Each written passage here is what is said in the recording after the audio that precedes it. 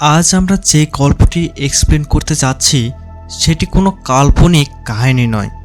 এটি তাইওয়ানের একটি পরিত্যক্ত হাসপাতালে সত্যিই ঘটেছিল।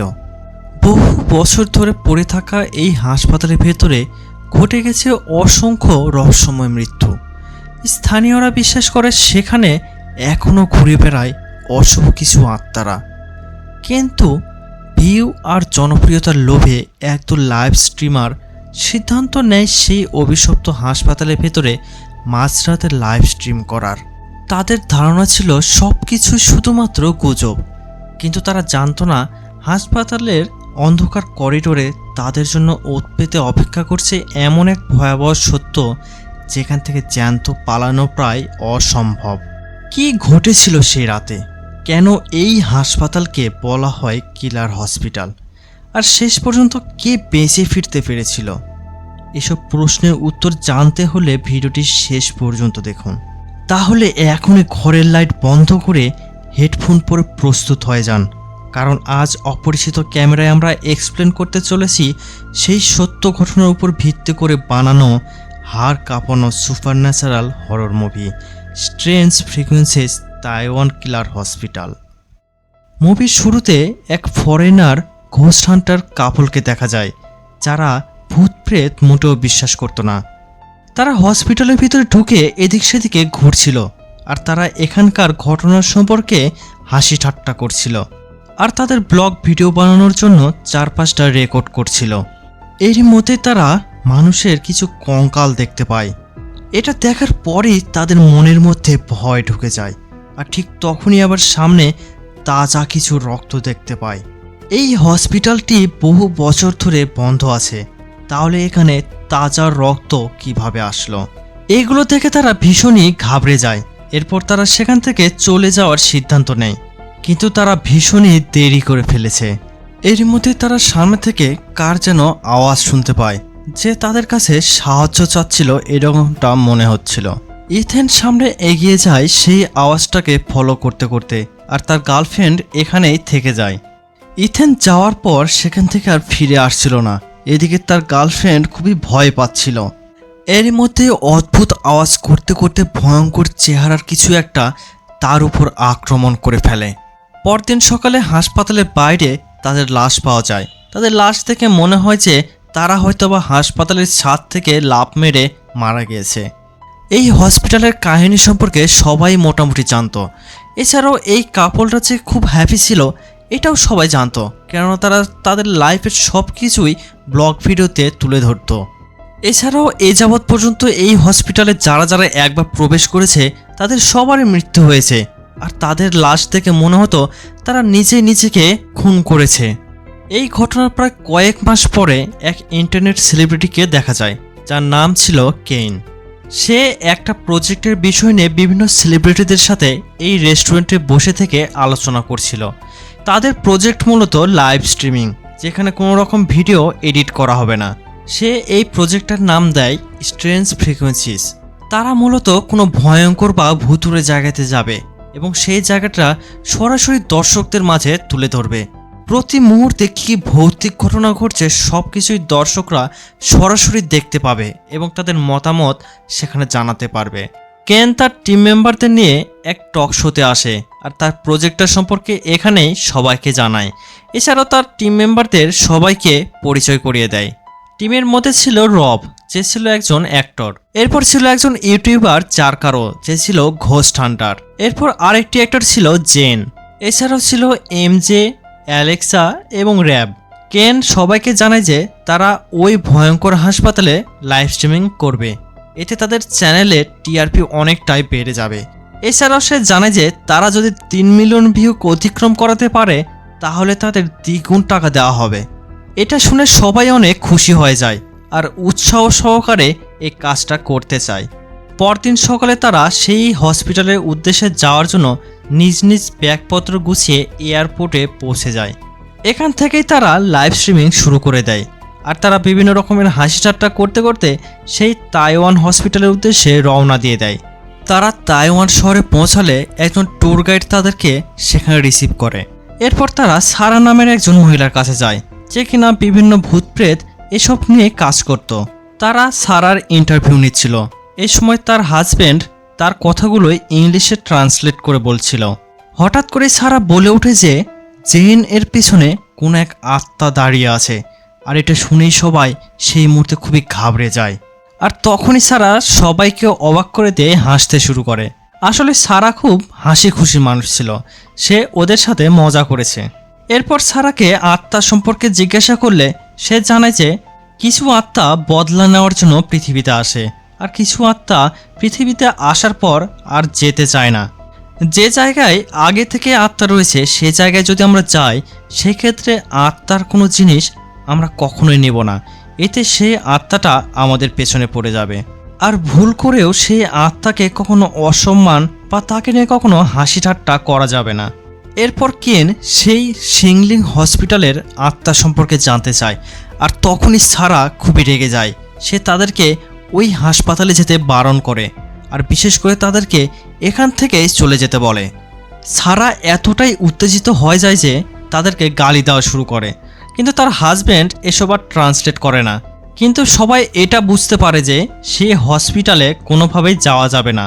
কিন্তু কেন তাদেরকে ফেমাস ও টাকার লোভ দেখিয়ে তাদেরকে মানিয়ে নেয়। তারা আবারও সেই হসপিটালের উদ্দেশ্যে রওনা দেয়। অবশেষে তারা রাত 9টার দিকে সেই হসপিটালে পৌঁছে যায়। তারা সেখানে পৌঁছালেও সেখানকার গার্ড তাদেরকে ভেতরে ঢুকতে দিচ্ছিল না। এরপর গার্ডকে বিভিন্নভাবে ম্যানেজ করে তারা ভিতরে চলে যায়, আর তারা ভেতর থেকে মেন গেটটাতে তালা দিয়ে দেয়, যাতে বাইরে থেকে কেউ বুঝতে পারে না ভেতরে কেউ প্রবেশ করেছে। তারা তাদের প্রয়োজনীয় জিনিসপত্র এবং খাদ্য সামগ্রীগুলো ভালোভাবে রেখে দেয়। তারা এমন কিছু যন্ত্রপাতি এনেছে যার মাধ্যমে তারা বুঝতে পারবে এখানে আত্মা আছে কিনা। এছাড়াও আত্মার সাথে কথা বলার জন্য বিশেষ একটা যন্ত্র এনেছিল তারা। এই যন্ত্রের মাধ্যমে তারা আত্মার ভাষাতেই তাদের সাথে কথা বলতে পারবে, কেননা আত্মারা মানুষের মতো করে কথা বলে না। এছাড়াও তারা বেশ কিছু ভয়ঙ্কর পুতুল ও বিশেষ কিছু সামগ্রী নিয়ে এসেছে, যেটা দ্বারা এই পরিবেশটাকে আরও ভৌতিকভাবে তুলে ধরা যায়। সবাই তাদের শরীরে ক্যামেরা সেট আপ করে নেয়, আর কেন ওইদিকে এগুলো মনিটরিং করতে শুরু করে। আর এখান থেকে শুরু হয় স্ট্রেঞ্জ ফ্রিকোয়েন্সিস সেই লাইভ স্ট্রিমিং অনুষ্ঠানটি। তারা সেখানে কিছু মোমবাতি ও আগরবাতি জ্বালিয়ে আত্মাদেরকে ডাকতে শুরু করে, কিন্তু কোনো কিছুরই সাড়া পাওয়া যায় না। তারা কিছুটা হতাশ হয়। এরপর তারা সিদ্ধান্ত নেয় তারা দলে দলে ভাগ হয়ে বিভিন্ন রুমগুলোতে যাবে। তারা আস্তে আস্তে ভেতরের দিকে এগোতে থাকে। এই সময় তারা মানুষের শরীরের বিভিন্ন অঙ্গ প্রত্যঙ্গ দেখতে পায়, কিন্তু অবাক করার বিষয় হলো এই হসপিটাল বন্ধ হওয়া বহু বছর হয়ে গেছে, তারপরেও এগুলো অক্ষত আছে। এরপর তারা আরও সামনে এগিয়ে গেলে শিশু ওয়ার্ডে গিয়ে তারা পৌঁছায়, যেটা আরও অনেক বেশি ভয়ঙ্কর ছিল। এই হাসপাতালটি বন্ধ হওয়ার আগে এই রুমে কিছু ঘটনা ঘটেছিল। একজন নার্স ছিল যে কিনা 15টা বাচ্চাকে বিষ দিয়ে মেরে ফেলেছিল, কিন্তু সেই নার্সটা এইরকম নির্মম একটা কাজ কেন করেছিল সেটা কেউই জানে না। এই জন্য গ্রুপের সবাই সিদ্ধান্ত নেয় যে তারা এই রহস্যটা আজকে খুঁজে বের করেই ছাড়বে। এরপর এমজে ও জার্কারও একটা হলরুমের কাছে পৌঁছায়। সেখানে অদ্ভুত রকমের একটা স্মেল তারা পাচ্ছিল। এরই মধ্যে তাদের ইএমএফ রিডারে আবার সিগন্যাল দেওয়া শুরু করে, অর্থাৎ আশেপাশে কোথাও সেই অশুভ শক্তিগুলো আছে। এরপর তারা সেখানে একটা টুপি দেখতে পায়, যে টুপিটা ছিল প্রথমে দেখানো সেই কাপলদের। এরপরই আস্তে আস্তে জার্কারোয়ের অবস্থা খুবই খারাপ হতে থাকে। তার নাক দিয়ে অনবরত রক্ত বের হওয়া শুরু হয়। ওইদিকে আবার র্যাফ ও অ্যালেক্সা একটা অপারেশনের রুমে যায়, যেখানে জাদুবিদ্যা করার জন্য বিভিন্ন সামগ্রীগুলো ছিল। অ্যালেক্সা এসব হাতে নিয়ে দেখছিল, ঠিক তখনই পাশে থেকে একটা দরজা হঠাৎ করে খুলে যায়। পর তারা ওই দরজাটি দিয়ে ভিতরে যাওয়া শুরু করে, আর ভিতরে দেখে যে সিক্রেট রুম।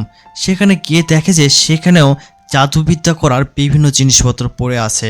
সেখানে মানুষের হাড়, চুল আর বিভিন্ন রকমের জিনিসপত্র। সেই রুমেরই ছাদে আবার কোন এক শয়তানের চিত্র আঁকানো ছিল। এগুলো দেখেই বোঝা যাচ্ছিল আসলে ওই নার্সটা সে বাচ্চাগুলোর সাথে কি করেছিল। অ্যালেক্সা এসব দেখতে দেখতে আরও সামনে এগিয়ে যায়, কিন্তু র্যাফ সেখানেই দাঁড়িয়ে থাকে ভয়ে। ওইদিকে আবার জেন ও রব একটা রুমে গিয়ে পৌঁছায়, যেখানে ছোট বাচ্চাদের ড্রয়িং করা কিছু খাতা ছিল, আর সাথে আরও বিভিন্ন রকমের জিনিসপত্র ছিল।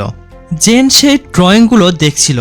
সেখানে প্রথমের দিকে নর্মাল কিছু ড্রয়িং ছিল, এরপরেই দেখে যে 6 হাত বিশিষ্ট কোন এক অশুভ শক্তির ড্রয়িং করা ছিল সেখানে। পরের পেজে সে নার্স এবং ছোট বাচ্চাদের ড্রয়িং করা ছিল, যেখান থেকে বোঝা যাচ্ছিল সেই নার্সটা বাচ্চাদের সাথে কি করেছিল। এর মধ্যে আবার সকল ইলেকট্রনিক ডিভাইসে সমস্যা দেখা দেয়। তখনই জেন আবার রবের পেছনে কিছু এক অদ্ভুত চেহারার দেখতে পায়। এরপরে তারা দুইজনে চিৎকার করতে করতে সেই রুম থেকে পাশের রুমে চলে যায়, আর জেন বলতে থাকে সেখানে কিছু একটা ভয়ঙ্কর চেহারার ছিল। কেন তাদের এসব কথা শুনে ভিডিওটাকে রিমাইন্ড করে দেখা শুরু করে। সে যা দেখে তাতে তার চোখ কপালে উঠে যায়।